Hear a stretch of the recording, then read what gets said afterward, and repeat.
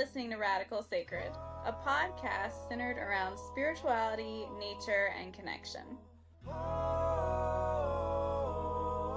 I'm Phil Dickey, pastor, eco-spiritualist, activist, friend of trees, and a small-town Missourian living in the heart of Dallas.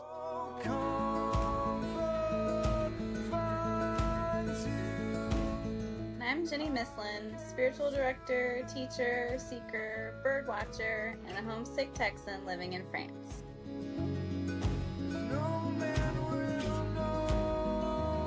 Join us now as we live the questions, learn from open-hearted conversations, and explore our own deep and sacred roots. Affirmation by Assata Shakur. I believe in living. I believe in the spectrum of beta days and gamma people. I believe in sunshine, in windmills and waterfalls, tricycles and rocking chairs. And I believe that seeds grow into sprouts and sprouts go into trees.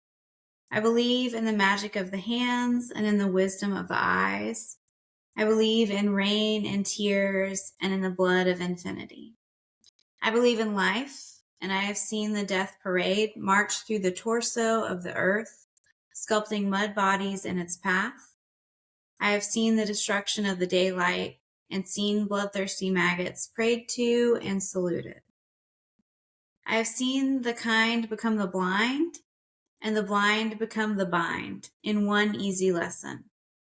I have walked on cut glass. I have eaten crow and blunder bread and breathed the stench of indifference.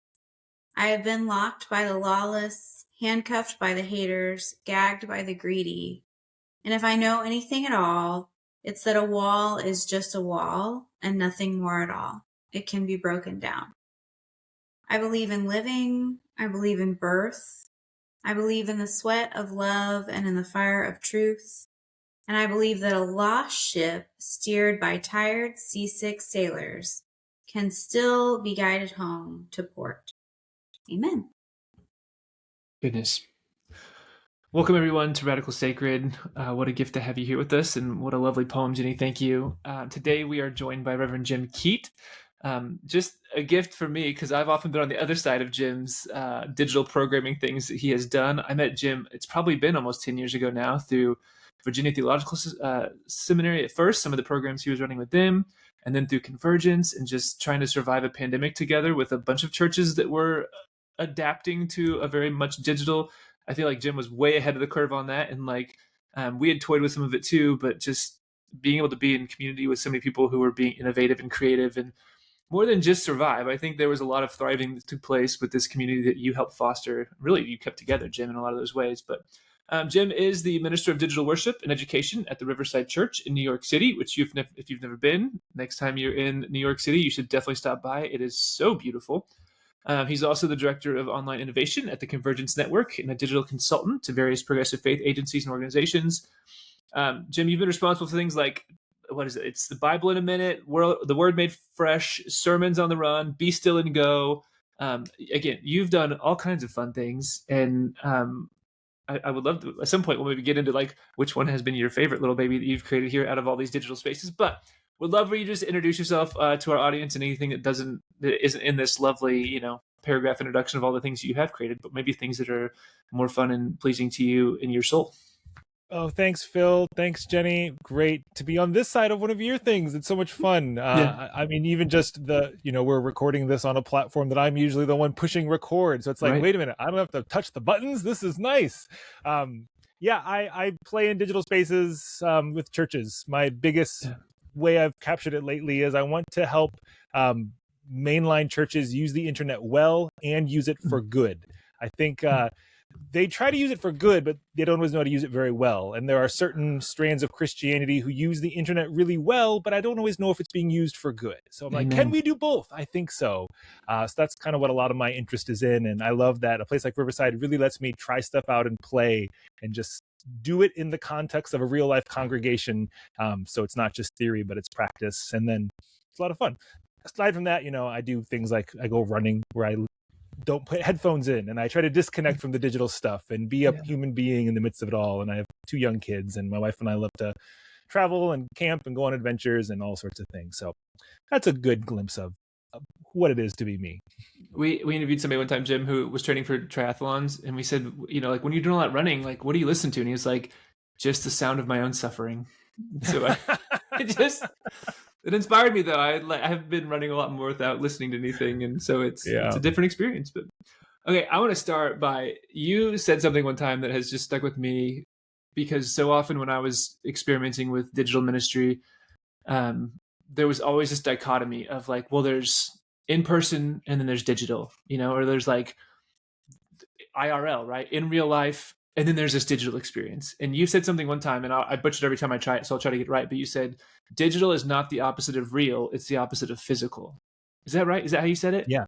Yep. They're both real. I actually tweeted that back when we were all still on Twitter, ages ago.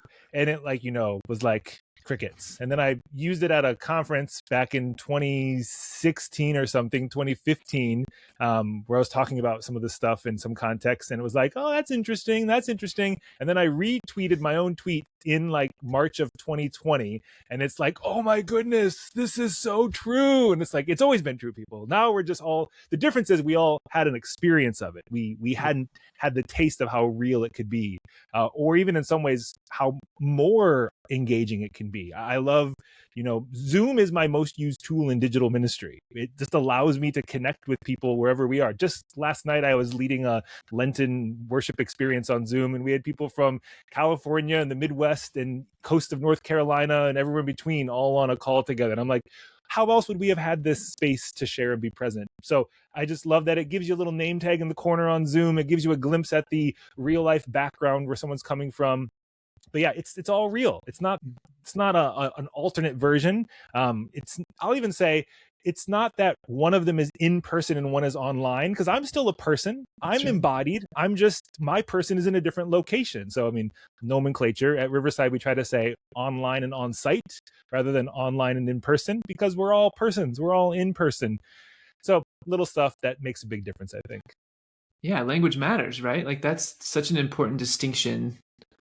And how has that been received, right? Like, so you talked about it at a conference, and then I mentioned it one time at a gathering of people talking about how does the physical and the digital intersect, and they were all like, why did you wait till the last day to bring this up? Like, this feels like we should have been talking about this from day one. But how has that really started to change, people's, I guess, their approach to the way they do digital or hybrid, or, I'm in this fellowship called Phygital, Jim, and I just feel like it's it all, yeah. Oh, it's such a terrible term. I don't say it around children because I feel a little icky when I say it. But like, how is it just something? It's just such a simple statement, but it's so true, right? Like, I'm not a disembodied person when I'm in a digital space. I'm a very much embodied person having an experience that's mediated through a digital space. But like, how have you seen that change people's perspective to digital ministry? I think the biggest thing is they just need to experience it. It's one thing to say it as a theory. The other is when you actually get to taste and see. And I think that's, the pandemic did that for so many of us. The hard part is so many people just couldn't wait till they could go back to normal, back to the way things used to be. But there is no going back to the way things used to be when culture has had a paradigmatic shift of that nature. It's like, come on, you can't go to the airport anymore the way you could back in 1999. We have shifted just the culture of air travel. This is a similar thing. So I think, again, I'm lucky in a position where at Riverside, we didn't go back. We still have a majority of our Sunday morning online worshipers who are not in the same physical space. They are online. And so then how do we find ways to help them stay connected? And we even had this conversation yesterday. We do a virtual coffee hour every Sunday after the worship service. So people who are online can be on Zoom together, connect together. The preacher usually joins. We have a sermon talk back with the preacher. And we were saying how this is actually better than regular coffee hour. It's not like this is a virtual version of the thing that happens in, South Hall. This is its own thing that thing could learn from, because we have an hour together to have intentional conversations, to talk about what we just experienced. It's not just casual chit chat with the same three friends, then off to brunch. So there's moments like that. And the unique thing is the participants there are not just people who stumbled into Riverside from afar. There are also people in the New York City area who just can't, for whatever reason, health reasons, travel reasons, get to the church. We have church council members, commission members who are regularly online congregants participating in these spaces. So that helps, again, where I'm not having to pitch this to the powers that be at the church. they're all advocating and experiencing the value of the space together. Talk to us about how you began creating intimate online spaces for ministry.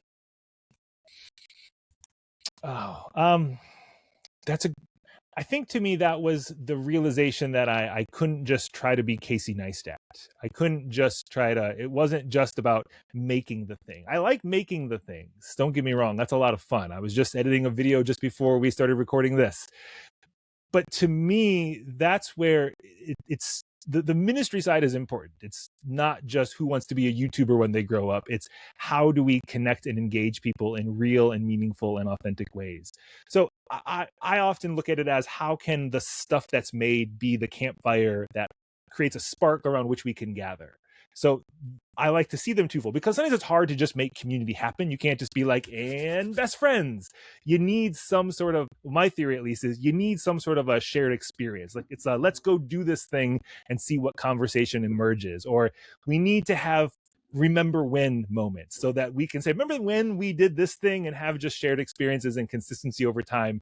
So I've just tried to make sure that it never gets out of balance, that there is stuff that draws people in, and there's always a space for us to be together around those things. And as long as they're both fun, I want to keep doing it. And I think for me, they have been. And if anything else too, it's just a practicality. If you're just making stuff in a vacuum, I mean, that's not the point. I mean, not for me, at least. I'm not some, Noah Kahn, Bon Iver, go to the woods artist. I like to be around people. I'm the extrovert side of things. So I like to have people with me along the way. And it's just the need to be a part of a community in the stuff that we're doing together. I don't know, being the Bon Iver of digital ministry might not be a terrible deal either, right? Like that, if that was you can have that one, Phil. Okay, I'll definitely be all about it. New life goals here. Thank you for helping me establish that. Yeah, I want to, so intimacy, right? Jenny said intimacy here. I think that's such an important word. And in some ways, I think for those of us who have experienced that, right, we can look back to that time where we said like, oh yeah, I had those amazing conversations in Zoom, right? So many times it was in Zoom. So I'd love to know, Jim, how do you help people in Zoom where it can often feel sometimes disassociated, if not led well? How do you help people remind themselves that they are embodied, that they do have a body, and that body is connecting with other bodies when they're joining together in digital space, whether it's Zoom or other things, right? Like what are those memory making things specifically, other than just like, hey, we're here, we're in a shared digital, like what are some of the key things that have really helped make that connection for folks? Yeah, I think a couple things. One, I picked this up from Dave Adamson years ago, who's now in Australia, and I've continued ever since. Just at least until the thing is really rolling, as people are joining, I make sure I greet everyone by name. Like I can see their name, so why not say, "Hey, Phil, good to see you. Jenny, glad you're here." Or I even getting to know regulars in our Riverside space. When I call on people or invite them to speak, or their hand raised, I'll often say, now let's head over to California and hear what Bill has to say. All right, down to Austin, Texas for Ronald. I'll say where they are, because I want to kind of communicate two things. I know where you are, and I want others in our space to know where we're coming from. So just letting people have their name be heard and known, and let their location be a part of what we're bringing to the space. I mean, sometimes if it might feel like small talk, but we'll talk about what's the weather like in your space. But I think when you're in an online geographically disparate community, that's not just small talk. That's like identifying what we're experiencing and how it's similar. It's like me and Melody, she's in Ohio, I'm in Michigan. We often get the same Midwest weather, and we're sending it west over to Pennsylvania, where Susan and Avis are going to have it next. So it just allows us to even locate ourselves, who we are and where we are, a little more. And then another one, and this I have to give credit to one of our online congregants, Stephen from North Carolina, does this most regularly. He'll comment on what is in the background of people's frame. So he would comment on the heron image behind you, Jenny. He'll be like, I see a beautiful picture behind you. Can you tell me the story about that? And he just brings that out. And so we've actually started pulling that into like some of our groups, where sometimes we'll be like, let's bring the background into the foreground and do a little show and tell of like, what's the thing that we've seen behind you? Help us learn the story of it here. So just simple ways of inviting ourselves into whatever space we're inhabiting in this virtual shared community. Oh, I love bringing the background into the foreground. That's so lovely. You said that you ran and you didn't listen to anything. Will you talk to us about what comes up when you're running and you're not listening to anything? Yeah, running has been a part of my life for quite a while. 2006 is when I started running, and then I ran too much and got injured, and then I got divorced, and then the day I signed the divorce papers, I could run again. And so I kind of began this journey of running Gym 2.0, this next chapter of life. So it's just been a part of this last decade of my life, really, which has lots of meaning. And now I'm trained for a couple marathons a year typically, so I'm always running. I love what it models. I have two young boys, a 4 and a 5-year-old, what it models for them. A lot of times I'm pushing them in a double jogging stroller. They come see my races and things. I want to live a long and healthy life, so I know that being physically active is necessary. Maybe strength training will work in eventually, but until then, I'm crazy enough to enjoy running. But yeah, and I don't do it with headphones. So usually there's a couple things going on. Either I might be, setting my phone up places to make videos because I'm often recording something and, everything is content. No, just kidding, maybe. But it is a part of it. I try to make interesting, reimagining preaching while running is kind of my angle there. But when I'm not doing that, because when you're running for like 14 miles or 18 miles in a long run, you can't be filming the whole time. And I love that it just lets me have spaces for an hour or more at a time where all I'm present with is the world around me and the world within me. And so much of my life is spent in front of a screen or managing this or going from meeting to meeting. And I just need moments where there aren't things bombarding me and I'm not accessible in that same way. I still am if there's an emergency. I have the phone in my pocket. If it buzzes too much, I know I actually need to pay closer attention. But it's this moment to intentionally disconnect from those things that are so often pushing me in ways I don't want to be notified, and just allow me to be present with this thing that lives and moves and breathes and has its own being. People often, if they ask me, how do you pray? I'll say, well, I breathe and I run. And sometimes I do them both at the same time. So for me, it's very much a mindfulness activity to be present with myself in an intentional way. I hope you keep breathing while you run. That would be a problem. You gotta have to. You're forced to. Yeah, you gotta get that VO2 max. Breath work while you run would be really challenging. But but really, I'll often find even my pace, like two steps for every exhale. Like I just find a rhythm that's like, this is the comfortable pace, and it lets me kind of really match my pace to my breathing. And I just feel like there's something, I don't know, it's one of those, how do you describe it, kind of intimate, physical, spiritual connections that I just love, that I can feel my way into that. And that to me is something about divinity and spirituality that words have a hard time capturing, and you have to just kind of experience it to experience it. So we talk a lot about nature, and you just nailed some of the things we love so much about nature and how it reconnects you. And I wonder if there's a connection between nature and digital. Like, we've been playing with biomimicry, right? Like, what can nature teach us? Are there things you think nature can teach us in terms of just the way we engage digital ministry or just digital things in general? I mean, probably, but the biggest one is when we feel like our world is just mitigated through a 4-inch piece of glass in our pocket. It's the reminder that there is so much more of the world than that. Or, you it's one thing to take the picture of the thing, but like maybe just see the thing. And it's almost like the contrast is what allows it to be even more noticed. I hope. I think so. Maybe that's my way in of saying, yes, you can capture it, you can see it, but I think it gives you the ability to see the stark contrast of, as high def retina display as my phone might give me, these little eyeballs are actually higher definition still. And do I actually see what's happening around me? Do I feel what's around me?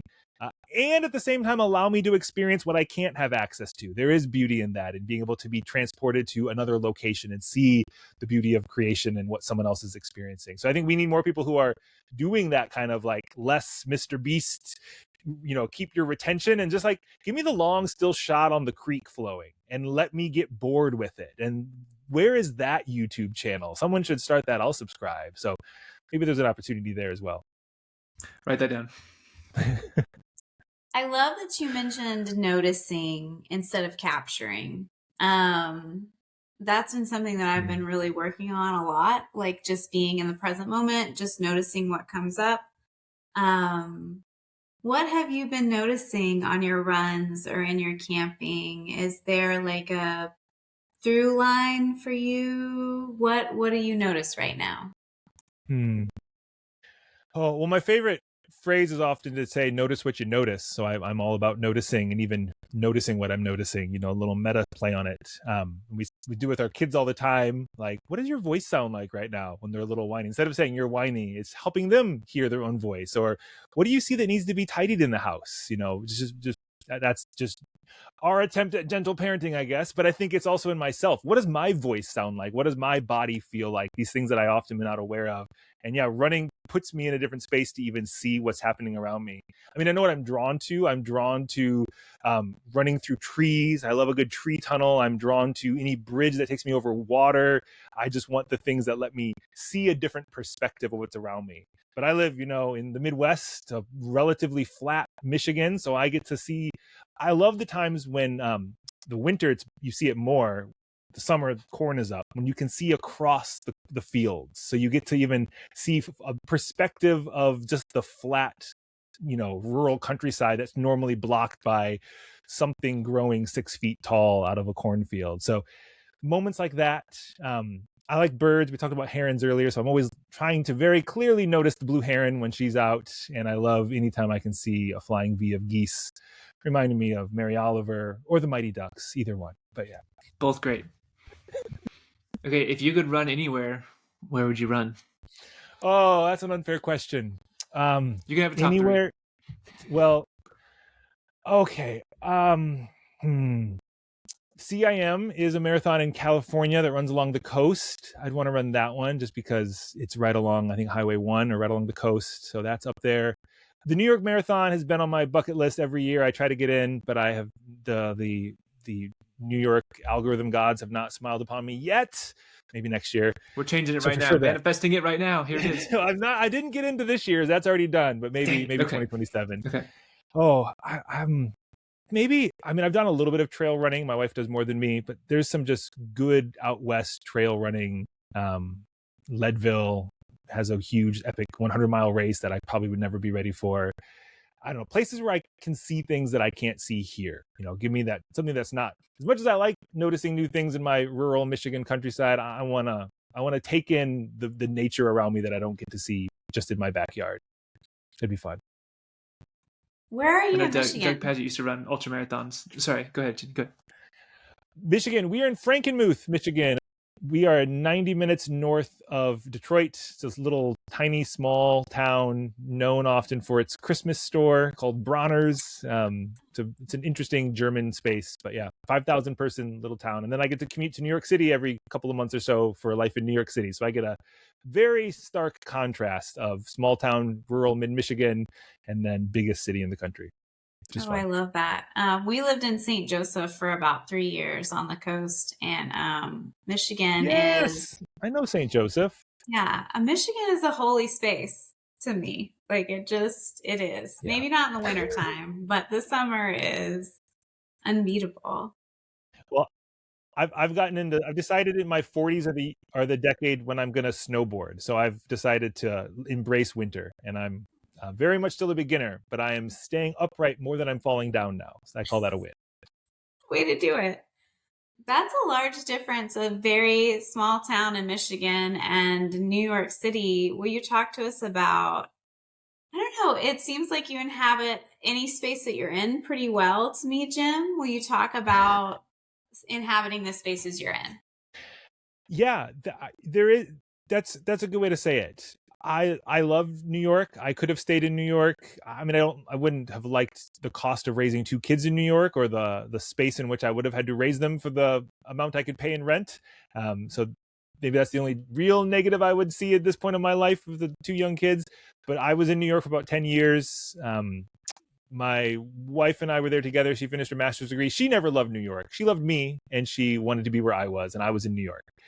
So we were there, and then we left, and we lived in an Airstream for about a year together. We traveled the country, and then we got pregnant, and then the pandemic happened. And so living in a 200 square foot aluminum portable thing was not as ideal anymore. So we ended up in her small hometown of Frankenmuth, where she has family, and my parents are about 90 minutes away. And I don't know, I like the contrast. I like getting a bit of them both. I came from the Midwest, so I grew up in small town. I'm familiar with this, and then I spent a quarter of my life now living in New York City, and I love that. I love the diversity of hearing 5 different languages on one city block, and I took for granted how spoiled I was to have the absolute best food, one subway stop away. And, community theater is ruined for me when I've seen, the smallest stage in New York is still some of the greatest actors and performers you'll ever encounter. So just the I don't know. I think what it was, I remember reading Sapiens by Noah Yuval something. It's on the shelf back here. And he talked about like cities with a cultural current of what was happening in them at different times and how you could see that changing throughout times. And, Paris is a good example of where you are. And I felt like New York, obviously throughout history, has had different cultural currents. And just to be present in a place where so much energy was happening, there's something about that just drew me in. And I knew that it wasn't that I was going to become the next whatever, but just being close to that gravity had a feeling to it. And then maybe the contrast of now being in a town that could fit inside Central Park. Literally, it could fit inside Central Park. I just like even the contrast where I get to notice different things. I get to feel a different current and a different energy. And I don't know, I can be content in a lot of spaces, maybe as long as I have a decent Wi-Fi signal, especially. But both of these spaces have really just allowed me to notice different things and enjoy where I'm at. Yeah, something to be said about adaptability, huh? Yeah. That's good. I want to pivot a little bit and talk about, like, even your title, and you're just very openly progressive, right? Like, you're very much a progressive faith person. And I would love to just hear the challenges of being openly progressive. I think that comes with challenges in both small towns sometimes, but then also just being a person of faith in general, but then also being a person who's very openly present online. So would love to hear what that's been like, being a very open, publicly progressive person of faith. Yeah, in a small town, it's quiet, lonely sometimes. We have a small group of friends and community who share a lot of values and things, but like we have we aren't the only pride flag that hangs up year round, but we're the biggest one. There's not a lot. I remember one time I heard a family biking by, and one woman goes, "Look at this house. Look at that rainbow. That's the sign that God gave Noah." It's like, what a great reminder to us. And I'm like, Amen. I don't think she was saying it like sarcastic. She was being serious. And it's just like, okay. So, I mean, it's interesting. I enjoy being in a space, I think, where being a progressive, white, straight, cis guy carries a necessary weight and value. In New York, you didn't need another one of me taking up space. Not that I didn't have things to do and a role to play, but there was such a necessary diversity present. Now, there's a lot of white, straight, cis people that I can get a hearing from them in a different capacity. So I recognize it's like my vote matters differently. You live in a place where it's all of that, but in a sense of showing up for values and ethics and theological understanding and postures. So I like getting to know some of the pastors in town. I like having friends in town who, well, one friend, we have coffee every month or so. He told me he was talking to some people from the church he goes to, which is like literally just a quarter mile from my house. I can see it out my driveway. The conservative Lutheran church that started this town. And he was telling them that he was having coffee with Jim Keat. And they go, "Wait, he's that digital pastor who posts things on Facebook. You're having coffee with him?" And I was like, oh, I didn't know I had a reputation. And I love that me and this guy can still meet and talk, even though we have differences on a lot of spaces. So that's valuable to me, to get to have that kind of posture and understanding. But yeah, you'll any progressive voice on the internet, the minute you use a feminine pronoun for God or declare the celebration and sacred nature of all people, regardless of who they love or how they identify or are becoming, you're going to get a lot of criticism and critique. But I like to think there are so many people who've been pushed away by what religion is in the world and what Christianity is, and they're never going to set foot into a church because it literally is a traumatizing space for them. So to force them to do that is just to impose trauma again. And I'm less interested in trying to get people to come to church, and I'm more interested in bringing a liberative church to the people. So that's what I'm trying to do in these spaces, representing that there are different ways of seeing and understanding God and spirituality and self in the world. And even if you never walk into a church or say you believe in Jesus, well, can you become a better human? And can we become more intentionally connected to ourselves and the world around us? And to me, that's divine. So I call that a win for everybody. Oh my gosh. We had our last like learning journey for our Fidgetal gathering last week in Chicago, and we had to do like kind of a presentation, and my project has really been this, like the radical sacred piece, but then also we connected with Victoria Lures and what she's doing at Church of the Wild. And so we kind of blended it, like how do we rewild our faith through a podcast, but then also beyond the podcast, inviting people into nature. And I basically got up and I was like, what we finally kind of landed on was like, we just want to create something that we feel like is beautiful and having honest conversations and helping people fall in love again, like fall in love with nature, fall in love with themselves and each other, and like, can we not just agree on that as part of it? Like, why does it have to be so like charged all the time? And yet it is. Even just like, who knew love could be such a charging word for people, like, because you can't love those people too, and just wild. So sorry, Jenny, I know you're gonna jump in, but I amen to what you said, because I really appreciate what you do in the world. How do you handle critiques online or ugliness, or how do you reply to it? How do you keep from getting bogged down in it? How do you maintain like the spirit that you have when online can be a little nasty sometimes? I mean, I think some of this is, if you've got privilege, use it. So I'm not the one under attack. How can I catch the stones that are being thrown at others? So the comments, not everyone should dig through the comments and engage. A queer person, a woman, a person of color, trans person, who will be the one who has the barrage of too much animosity in too many spaces. But that's not me. I want to be in that space and catch those stones, and it's not going to hurt me. Great, you don't agree with me. That doesn't impact my life, other than someone doesn't agree with me. What's new? So I think that I just recognize that it's not a personal attack, and even when it is, it's just like, okay, random stranger on the internet, thanks for boosting the algorithm's interest in my content, appreciate it. And then the thing I've really found, though, is sometimes the way I can respond to a comment might even be more necessary than the content or the comment itself, because it's modeling, here's how you can actually respond to this kind of question or snark or whatever. And I mean, I might be guilty of snark in mine sometimes too, but hey, we're all human, and what's wrong with that? So I think there is an intentionality in choosing to engage in a way that shows, because there's always the question, how do you have these conversations with family or friends who disagree with you? We don't know until we try or see it done, and you often aren't in places to see those private conversations. So sometimes the comments can be a place to actually try to engage that well, or be a little more intentional in it. That's the hope, at least. Which could very easily be a full-time job if you're not careful. Right? Yeah. And learning when to ignore it. That's okay too. Yeah. It's like, I don't have to answer them all. Like, that's my job, is not to respond to comments. And great, I'll do it when I choose to, when I want to, when I can be intentional about it. I mean, this is where there's two kind of camps to it. There is the kind of saying stuff publicly that's happening in the world or whatever. And so how do you engage with whatever the reaction might be about that? Like just the other day, I posted a video about, if you hear anyone saying that the war in Iran is the fulfillment of the prophecies in Ezekiel, Revelation, or Matthew, they might need to rethink how they're reading the Bible, because it's not, or something. And people are like, that's not true. You're the exact thing that the Bible's prophesying against. And it's like, okay, this is not going to be a good conversation, so we're just going to stop this.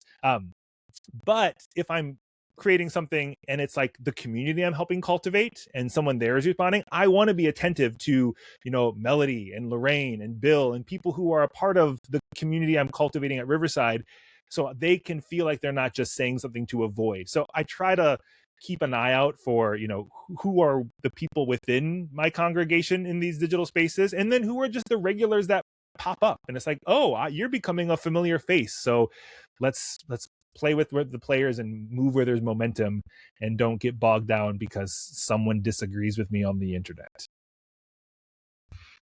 I've always felt like the heart of discipleship is really all about relationship. And so one of the best things about digital is it really allows us to create new relationships, but also enhance relationships. And so I appreciate that answer. And just, I'm wondering, what are you seeing emerge in the technology space that is bringing excitement to you and or maybe caution to you in the terms of like keeping relationships at the front of what we're trying to do as pastors, as Christians, as whatever you want to call it, but like having relationships be the forefront? Yeah, that's great. I feel like this is the thing that we're losing now with TikTok. And maybe we're finding with Substack. That's my latest kind of inkling. But what I mean by that is it used to feel like, and it's still true on TikTok, but TikTok has just gone through so many life changes, especially the latest.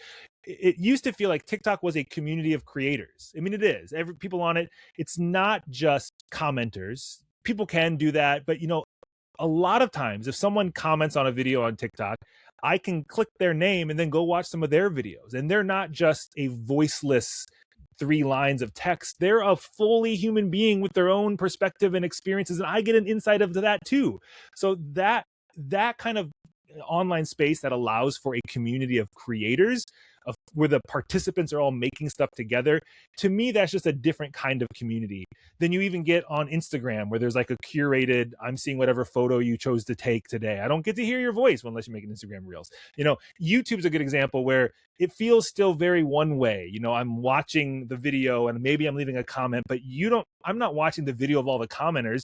But TikTok felt like I got like run talk is the best part of TikTok. If you need to find a corner of TikTok, it's all the runners. That's the reason I will not let go of TikTok no matter what is happening in its backside of reality, because I actually know these runners. I've only met a handful of them once at the Chicago Marathon a few years ago, but we are like real friends and we cheer each other on and what we're training for. And I get to see their training and what they're doing and they get to see mine. And we are a community of creators.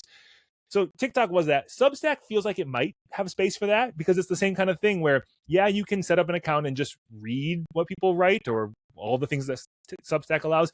But by and large, you're going to meet other people who are writing things too. So it's, it's back in the day of, WordPress and Blogger, it feels like a little bit. And hey, that's cool for me. But it lets me get to know people, not just in the comments, but in what they're creating as well. So I'm always looking for that. What are the spaces where the relationship has a different kind of mutuality? It's not just one person says it, everyone else comments on it, but we all get a chance to say our thing. And maybe that's a lesson for churches too. So often churches are dictated by people sitting facing the same direction, and one person gets the microphone and they get to talk the longest. And now with all the fancy technology, we even give them the biggest head by putting them on the screen. I mean, that alone does something psychologically. So how do we just create spaces that allow for that sense of co-creation and more equal, what we can bring equitable to the conversation and all of it? That matters. It's not just that I'm an expert and you're not. It's we all have life experiences, and how can we find ways to foster and experience what one another is bringing? Oh, that's so good. Preaching to the choir on this conversation. I love it so much. I love that you brought up mutuality in relationships. Our theme this season has been around reciprocity. Reciprocity in relationship, reciprocity with the earth, all the things. Where is an online space, or how have you experienced reciprocity in relationships online and in your spirituality? Talk to us about that. It's a good question. A couple ways. I mean, one would be, I think it's been interesting to see, especially since 2020, more and more people playing in digital spaces from a ministerial perspective. And so I have loved, you all are an example of this, getting to see what others are doing and then experience that as a gift. It doesn't just feel like digital ministry is one person making it all, but it's like, wait a minute, I get to experience everyone else's beautiful digital offering as well and benefit from it. And I don't have to like drive to your building or your location. Like there's this ability to be immersed in it. So,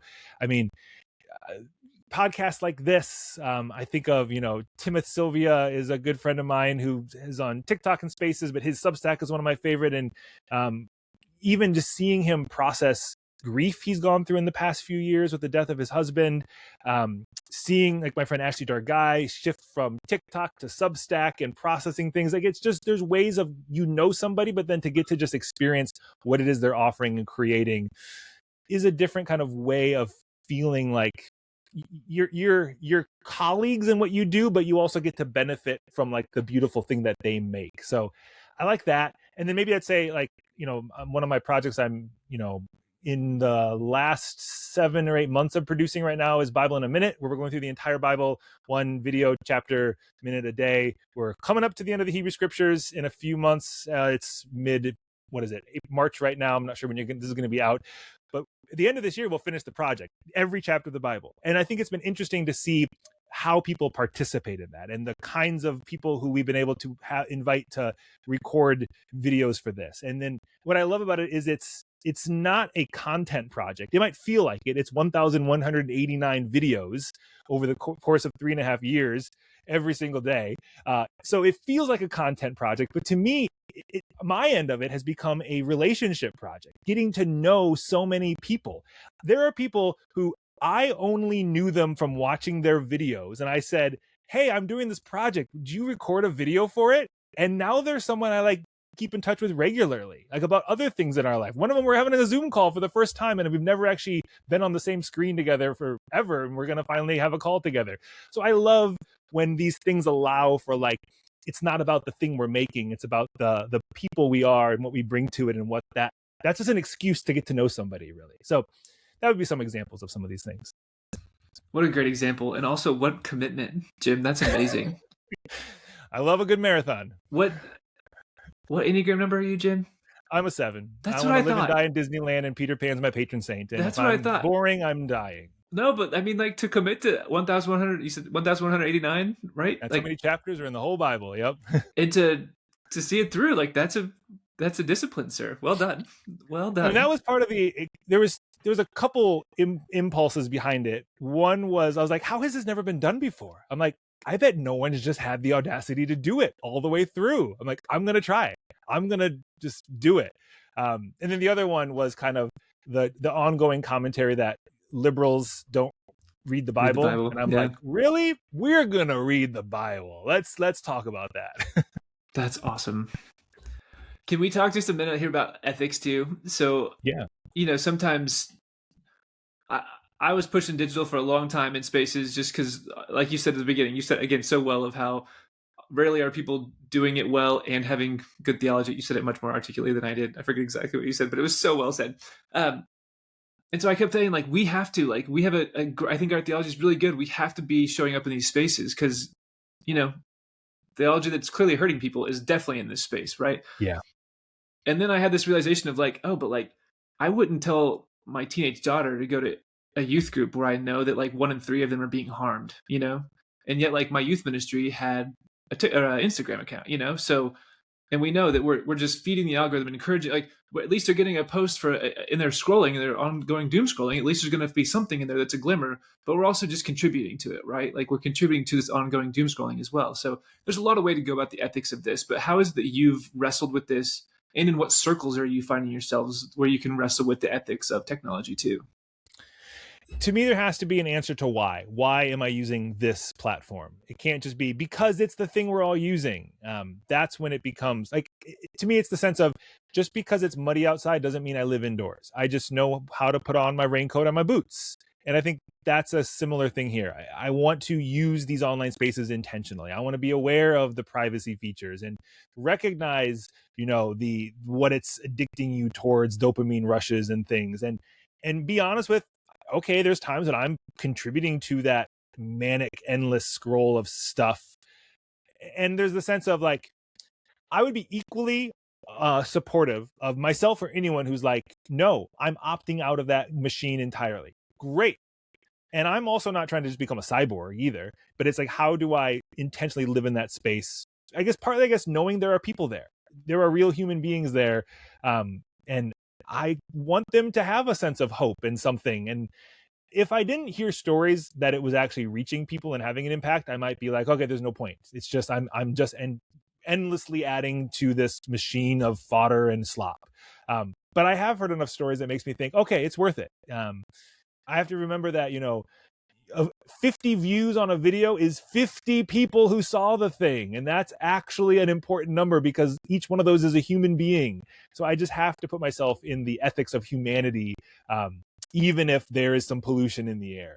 And I want to advocate that we clean up the air, both physical and metaphorical in this case. So that's partly how I navigate it. It's trying to be intentional, trying to be mindful, trying to learn as much as I can as I go. I think that involves talking with other people who are living in these spaces as well. I just talked the other day with Nathan Webb. I know you know him, Phil, from Everything Digital, about AI and how do we navigate these spaces. So We love Nathan. I want to learn from the successes of others, and I want to avoid the missteps that they've taken as best I can. And I want to offer the same so that we don't just, maybe it's this way. Too much of Christianity has been like, removing ourselves from the sinful, horrible world. And that I don't think is the answer. Never has been. I don't think we just be like, it doesn't matter. Let's just absorb ourselves in whatever is rotten. But it's, how do I be present where I am? And how do I live in the world I'm living in? Even if it feels like it's going to hell sometimes. Like, great, I will go to hell with it. That's, I think, what we're called to do, not to just get on a rocket and go to a fictitious heaven called Mars instead. There's no beam me up, Scotty spaceship coming to save us. This is the earth we've got. So let's live in it and bring heaven to it, even to these online spaces as well. It could be fun, though, to try to recreate the youth groups that were burning CDs back in the day. Like, what's the digital equivalent of that? That might be something fun to figure out.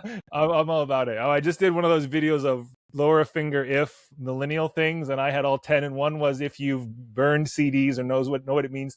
I went so far when I was a resident assistant at my conservative college. We had a whole thing where we were talking about the ethics of burning CDs and how it wasn't good. And so I hosted an event for our dorm called Burn the Burns. And we all brought our burned CDs and we had a fire and we burned our burned CDs. So meta.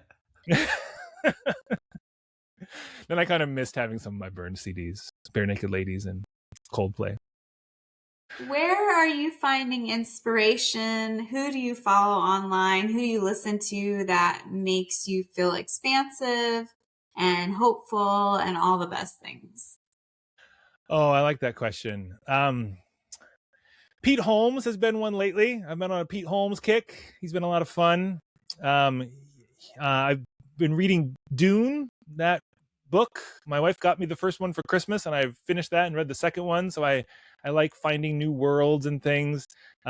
Anything that Octavia Butler writes, I think needs to live on my bookshelf. So that there's a handful back here and there's a bunch upstairs. Things like that. What else? I enjoy. It's a good question. I mean, I have 2 young kids, so there's a lot of like. Zootopia 2 just came out streaming on Disney Plus, so those kinds of moments. But I think it's watching these Disney, whether it's a new Disney movie or older ones. We just watched Mulan last week.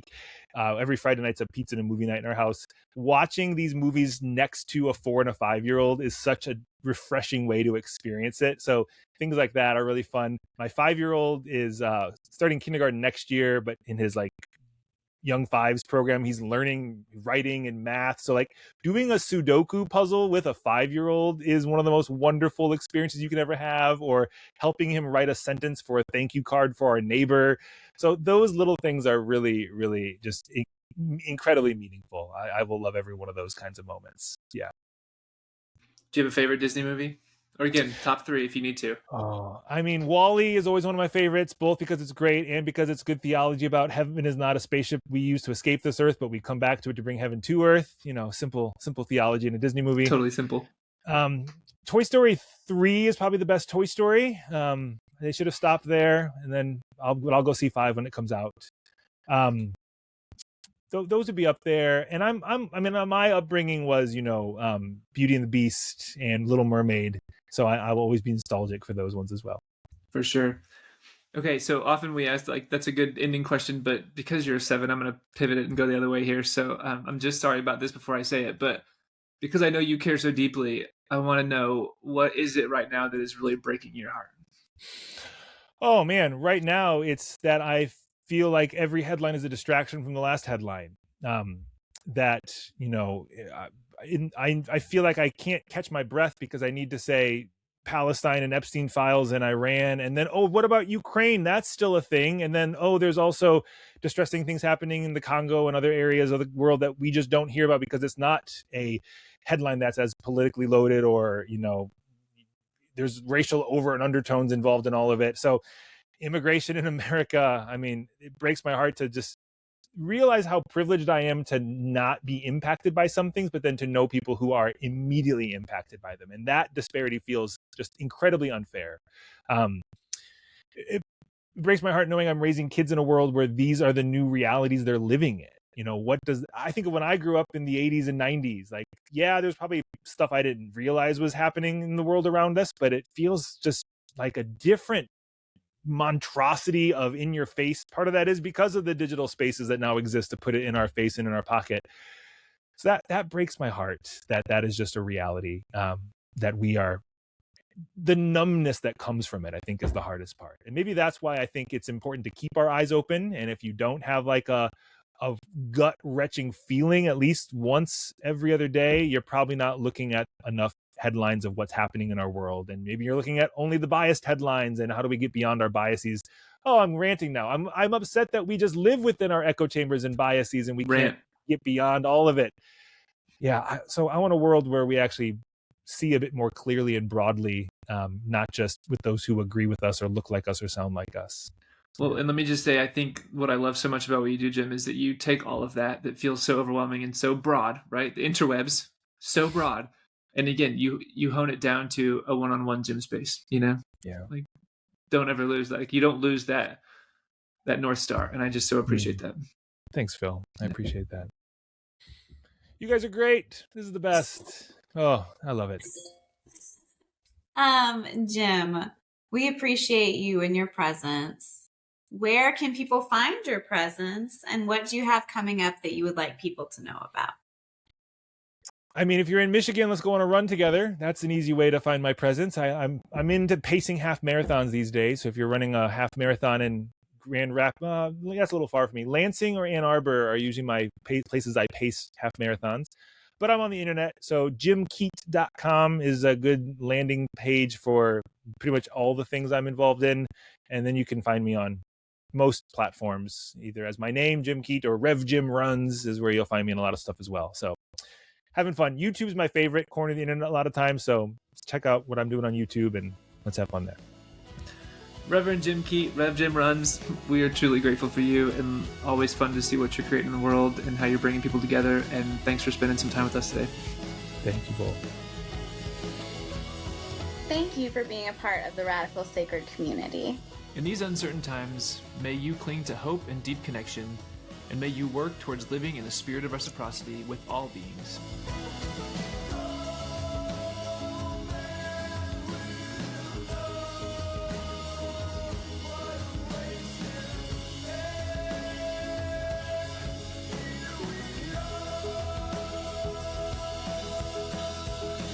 Our lovely intro and outro music is Beach Song by the band Saren. And it's just the two of us here at Radical Sacred, so please help us out by sharing with your friends, rating and reviewing us. Find more of our work on Substack and Instagram. Remember, you are on sacred ground. Stay rooted.